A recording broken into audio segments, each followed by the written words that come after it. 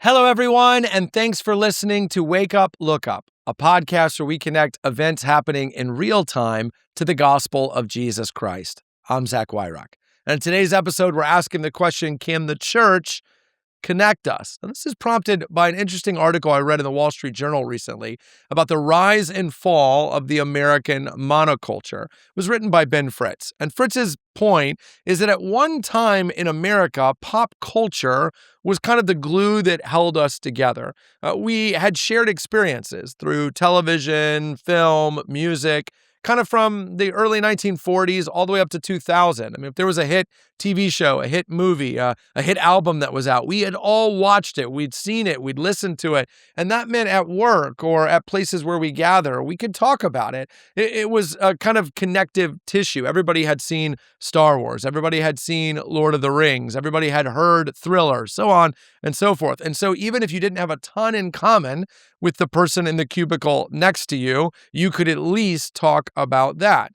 But what Fritz is saying is that anymore, that is largely going away. There are so many avenues now for streaming, so many different platforms you may pay for or you may not. There's YouTube, there's social media, Spotify and Amazon expose us to so much music that the odds that the person in the cubicle next to you has listened to or is watching the same thing you are actually smaller than ever, which means not only are we more isolated than ever, we have fewer things to talk about, which of course will drive us, at least this is Fritz's point, into further isolation. There's no longer a kind of singular American culture that pits us together. And so as a result, Fritz is looking out at the landscape and saying, are we just going to keep moving towards more and more loneliness, more and more isolation, more and more tribalism? Boy, I hope not. And I think he does too. I think that's the tenor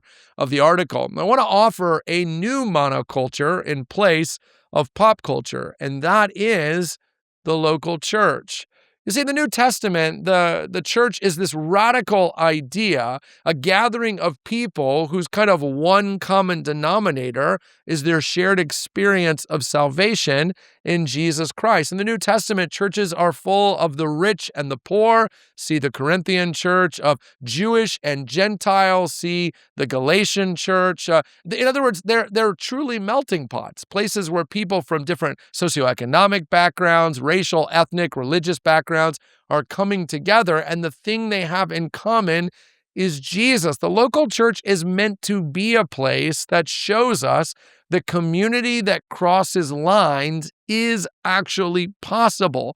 And the way it does that is by giving us the same person to look to worship, and to celebrate the person of Jesus Christ. In fact, in the Bible, in Revelation chapter 7, verse 9, we're told that heaven will be a place, the throne room of Jesus will be a place with a great multitude, and that multitude will be people from every nation, every tribe, and every language, standing around Jesus because he's what holds them together. So if you're listening to this and you're feeling isolated and lonely, if you feel like you don't know what to talk about, can I encourage you to show up to a local church, and not just to the weekly gathering, to get involved in a small group, to get involved in a Bible study, because there, what you're going to know walking in is you have at least one really important thing in common: faith in Jesus, a desire to grow in him, to be part of his kingdom.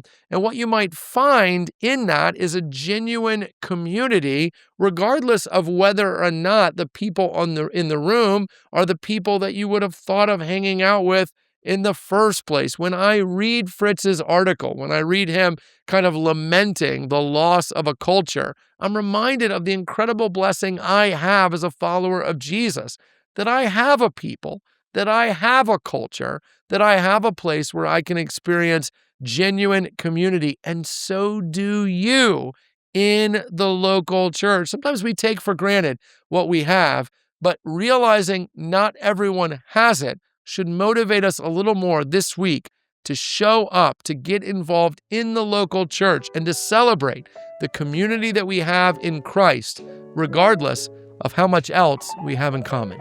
Hey, thanks for watching this episode of Wake Up, Look Up. If you enjoyed it, please help us get the word out by sharing it with someone you think might benefit from it.